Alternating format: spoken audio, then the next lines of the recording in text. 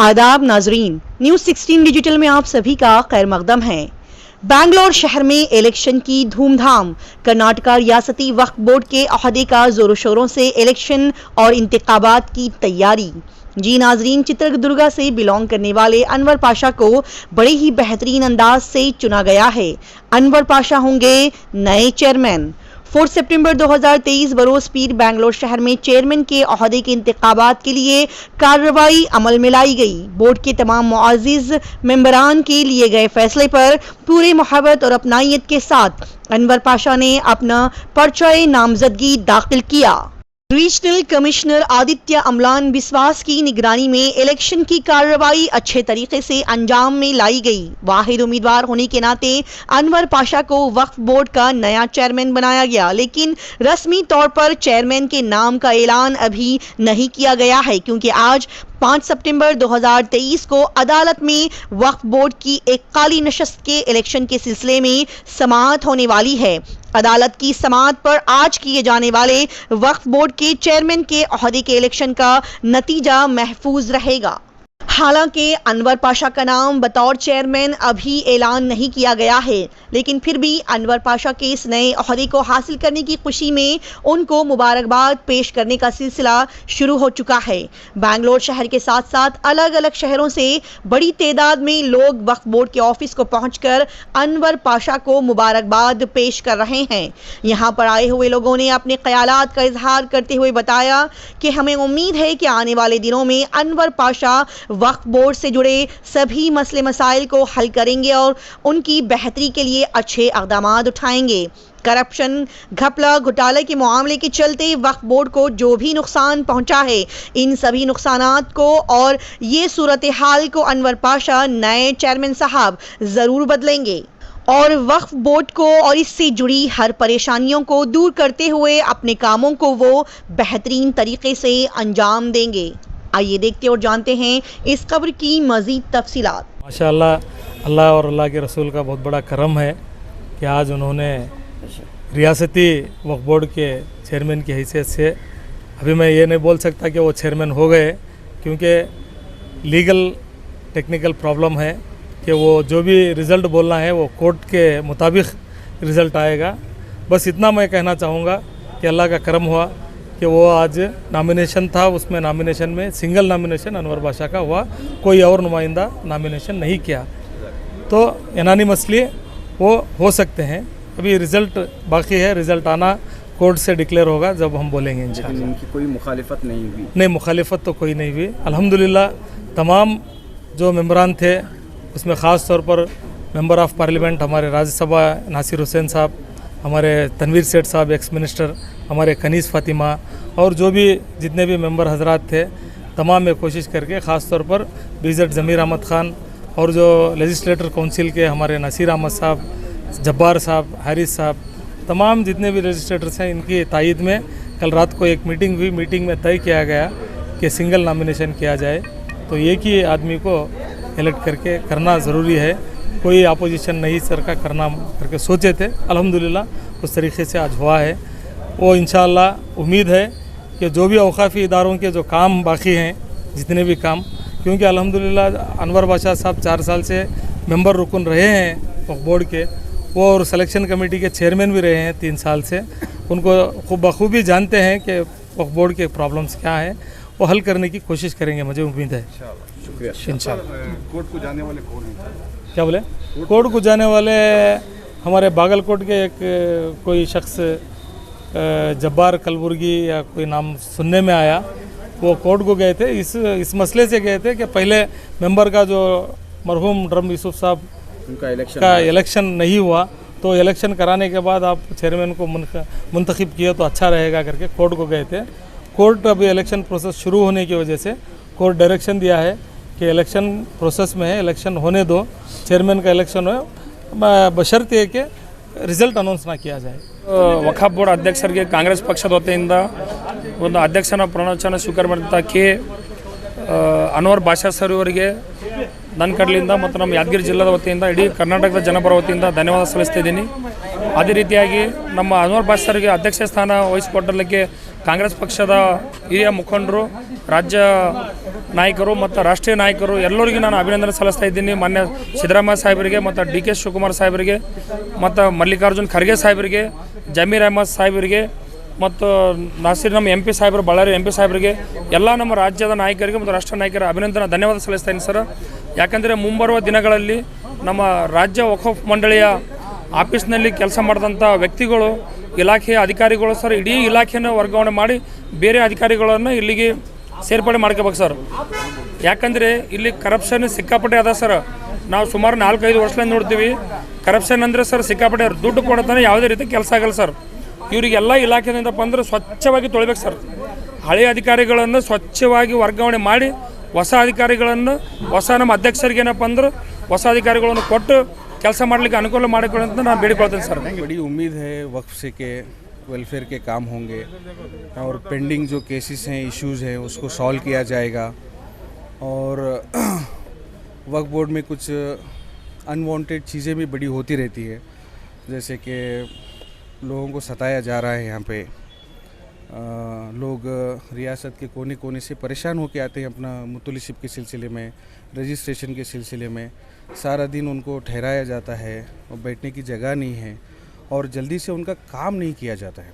ये क्या एक मेजर प्रॉब्लम है वक्फ बोर्ड का, क्योंकि जो भी इंस्टीट्यूट है कौम को बैकअप करता है, यहाँ इंस्टीट्यूट जो है कौम को वीक करते जा रहा है डे बाय डे। ये इंस्टीट्यूटलाइजेशन जो है एक करप्ट सिस्टम हो गया है पूरा।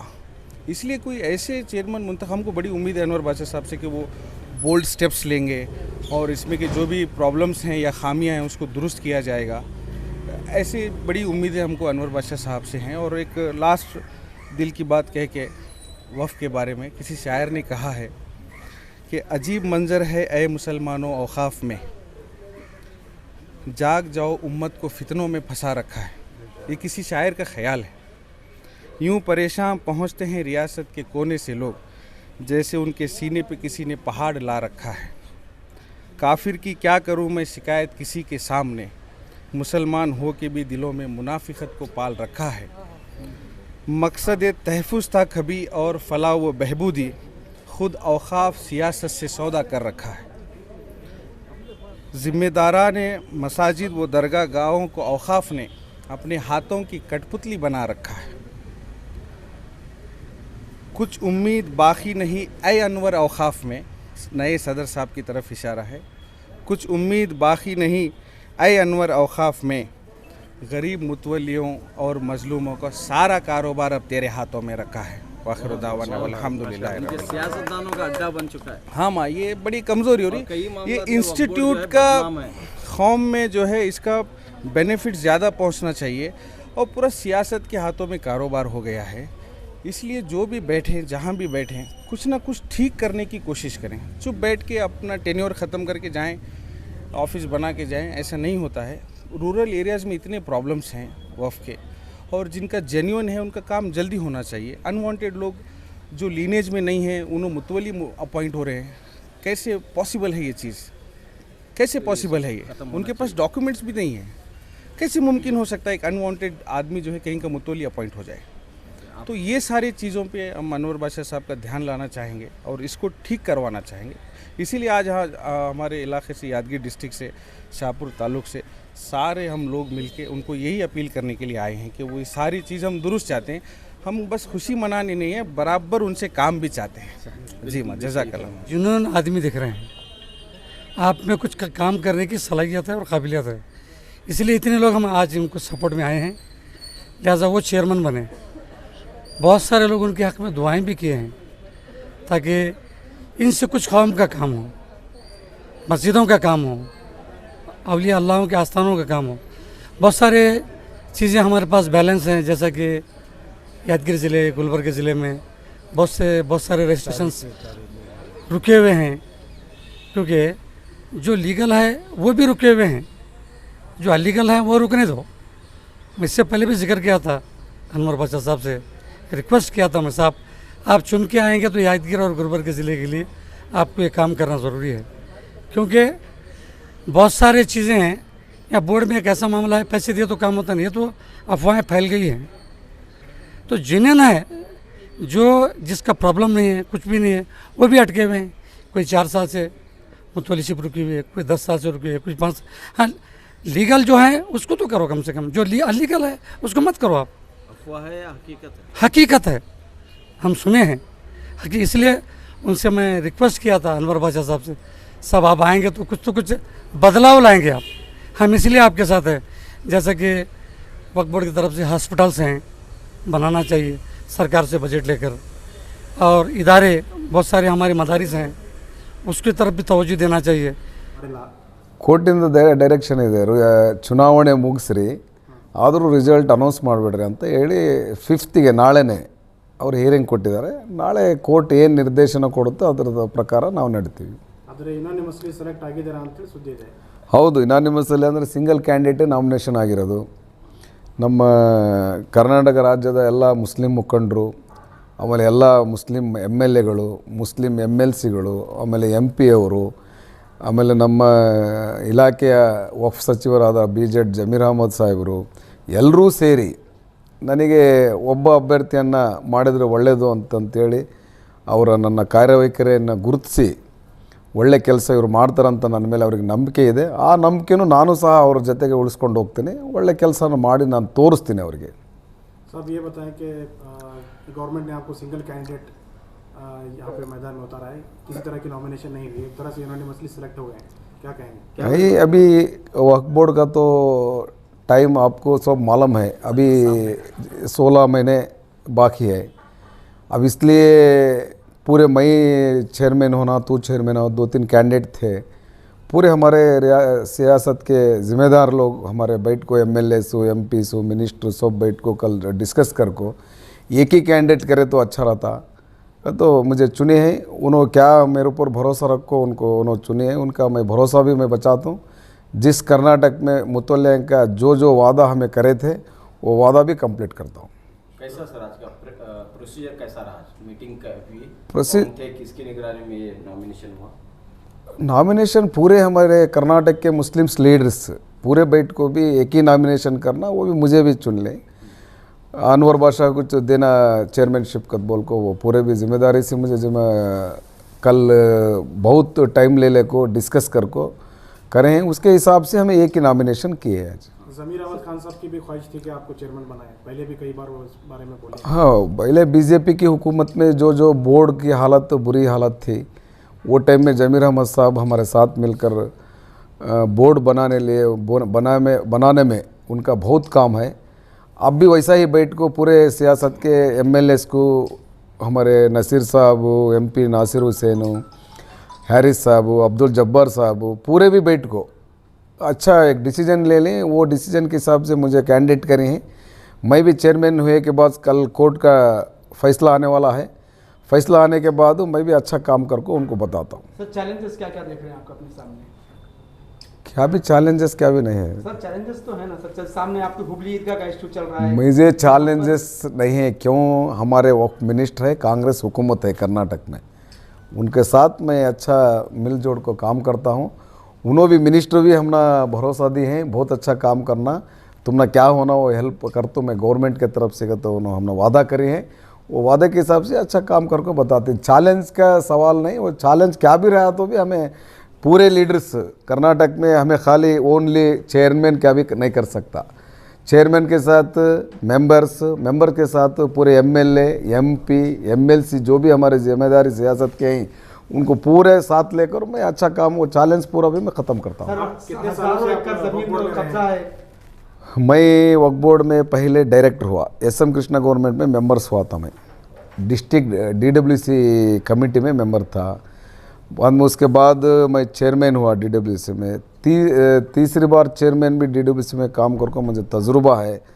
उसके साथ और 3-3.5 साल इधर भी मेंबर होकर मैं काम कर रहा हूँ. बहुत सारे बोर्ड के ताल्लुकात से मैं तजुर्बा रखता हूँ, इसलिए मुझे भी उम्मीद है, मुझे एक्सपीरियंस भी है, अच्छा काम करता हूँ. जो गैर कानूनी कब्जे हैं उसे छुड़ाने के लिए क्या कोशिशें होंगी? वो लीगल सेल में हमें इमीडिएट, अब नासिर साहब भी बोल रहे थे, वो अब कल परसों हमें एक लीगल सेल की मीटिंग भी बुलाते हैं. उसमें कौन से हाई कोर्ट में कौन से पेंडिंग हैं, सुप्रीम कोर्ट में कौन से केसेस पेंडिंग हैं, और डिस्ट्रिक्ट कोर्ट में कौन से केसेस पेंडिंग हैं, पूरा डिवाइड करके एक रिव्यू मीटिंग करके लॉयर्स के लीगल सेल के साथ हमें उसका फैसला लेते हैं। इस इलेक्शन का डिस्ट्रिक्ट एडवाइजरी कमेटी पे क्या भी इम्पैक्ट होता है क्या, नई कमेटियां बनाई जाएंगी उसमें? नहीं, अभी बोर्ड में डिसाइड करती हूँ वो, मैं अकेला क्या भी नहीं कर सकता। जो हमारा बोर्ड है, बोर्ड में मीटिंग में सब्जेक्ट आएगा, सब्जेक्ट आए के बाद पूरे मेंबर्स के कॉन्फिडेंट ले को जो भी सब्जेक्ट वहाँ क्लियर करते हैं। सर हुबली ईदगाह का क्या इशू है? जिस तरह से लास्ट ईयर की तरह वहाँ पर फिर से 3 दिनों के लिए गणेश उत्सव मनाने की इजाज़त दी गई। लास्ट टाइम पे शायद वक्फ बोर्ड अपना पैरवी करने में नाकाम रहा था हाईकोर्ट में, अब की बार भी वहाँ पर हुबली ईदगाह में गणेश उत्सव मनाया जा रहा है। अभी बनाने के लिए अप्लाई करें, बनाने के लिए मेयर ने इजाज़त दे दी है। बनाने के एजेंडा में लिए नहीं था वो, मेयर के जो इलेक्शन ये हुआ था, इसलिए जनरल बॉडी मीटिंग हुई थी, उसमें एजेंडा में नहीं था, फिर भी बीजेपी ने उसे मंजूर कर दिया गया। देखिए, बीजेपी हुकूमत में जो मुसलमानों को सताना तो आप लोगों को सब मालूम है, वो उन्होंने मंजूर किए थे। अभी हुकूमत तो हमारी है, हमारे लीडर भी है, सिद्धरामैया जी चीफ मिनिस्टर हैं कर्नाटक में। वैसे कुछ जो भी मसले आते हैं उनके साथ बैठ को हमारे लीडर्स हैं, पूरे बैठ को उन्होंने फैसला अच्छा ले लेते। अभी लास्ट चंद सालों में हम देखते हैं कि जगह जगह वक्फ घोटाले हुए हैं, तो इस बारे में क्या आपका स्टैंड रहेगा? जो भी क्या इन्वेस्टिगेशन अभी आज इलेक्शन हुआ, जब अगर कोई एक मिनट सुनिए, मंसूबा तो है आपका? देखिए आज इलेक्शन कंप्लीट हुआ, इलेक्शन प्रोसेस कंप्लीट करें, इसके साथ साथ अभी रिजल्ट भी अनाउंस नहीं हुआ। इलेक्शन जो आरसी को इधर करें वो कंप्लीट करें, रिजल्ट सस्पेंस में रख लें। कल कोर्ट का हियरिंग है, हियरिंग के बाद हमें पूरे बोर्ड्स के साथ मीटिंग करते हैं।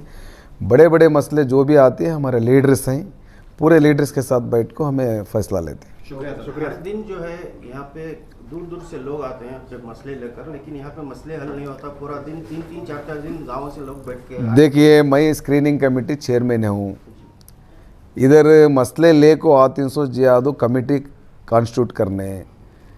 मैं बहुत सारे मुतल्लिक़ डायरेक्ट में मेरे फ़ोन में पूरे मुतल्लिक़ का नंबर है, मैं खुद उनको बोलता हूँ तुम्हें बेंगलुरु को आने की ज़रूरत नहीं, तुम्हारा जो भी नहीं, मैं बोल रहा हूँ ना, मेरे कमेटी की जो जिम्मेदारी है, कोई मुतल्ली मुझे एक एग्जांपल दो कमेटी के बारे में, मैं बेंगलुरु को आको 2 दिन 3 दिन रुकेंगे। तो रही बात अब एक 4-5 महीने से इलेक्शन जो कर्नाटक में अनाउंस हुआ, असेंबली इलेक्शन 2023 का, जब से मीटिंग नहीं हुई, बाद में चेयरमैन भी रीज़न करे थे हमारे शाफी सादी मौलाना, वो वजह से एक 3-4 महीने से मीटिंग नहीं हुई।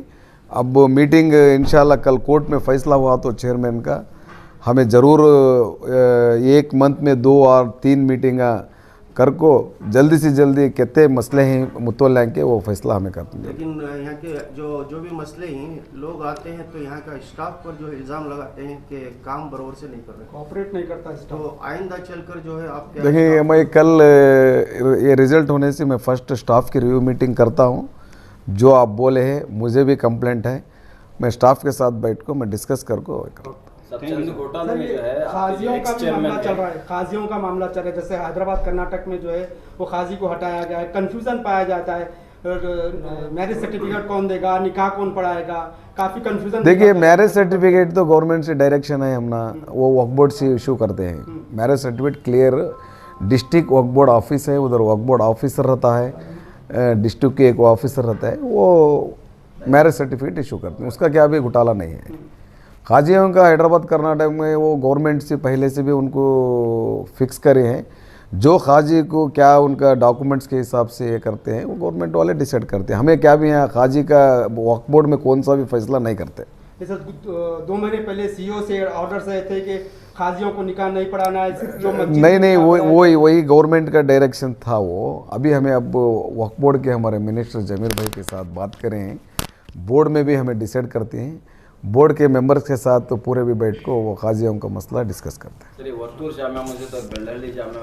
वो अभी आपके जो एक्स चेयरमैन है मौलाना शाफी सादी, उनके खिलाफ एलिगेशंस हैं। नहीं, क्या कैसे आप नहीं, इस मामले को एलिगेशन के बारे में मैं क्या भी नहीं बात करता। एलिगेशन तो झूठ है, क्योंकि हमें बोर्ड में डिसाइड करना, हमें वर्तुर जामिया मस्जिद की प्रॉपर्टी के बारे में हमें बोर्ड सुने पूरा वर्तुर जामिया मस्जिद के प्रॉपर्टी के बारे में हमें बोर्ड में कुछ भी डिसाइड करें नहीं, चुपके एलिगेशन लगा रहे हैं। एलिगेशन लगाने का बहुत इजी है, वो प्रूव करना है ना, प्रूव करे के बाद ही एलिगेशन होता। सो विदाउट प्रूफ नहीं होता, वो देखेंगे उसके बारे में मुझे भी नॉलेज है, हमें मीटिंग में वो डिस्कस करते हैं।